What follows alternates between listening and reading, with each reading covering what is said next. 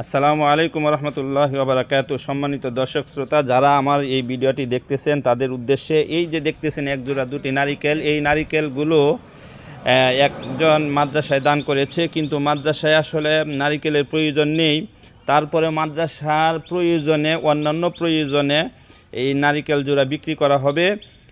মাদ্রাসার যেমন দেখতেছেন আপনার, এই যে মাদ্রাসার পুরাতন ভবনের উপরে টিনগুলো আছে, এই প্রত্যেক ভবনের টিন পুরাতন হওয়ার কারণে, জং ধরার কারণে বৃষ্টির পানি টপ টপ করে রুমে পড়ে।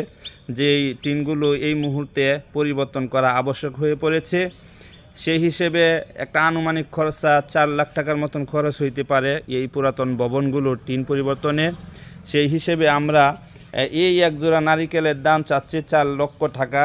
কোনো হৃদয়বান, ধনবান, যাদেরকে আল্লাহ তাআলা সম্পদ দিয়ে ধনী বানিয়েছেন এবং আত্মিক মন ভালো, তারা এই এক জোড়া নারিকেল 4 লক্ষ টাকা দিয়ে কিনে আমাদের এই মাদ্রাসার পুরাতন টিনগুলো পরিবর্তন করে নতুন টিন সংযোজন করার সুযোগ করে দেওয়ার জন্য আমরা আশাবাদী, অপেক্ষায় আছি। দেখি এই ভিডিও থেকে কে 4 লক্ষ টাকা দিয়ে আমাদের এই নারিকেল জোড়া ক্রয় করেন।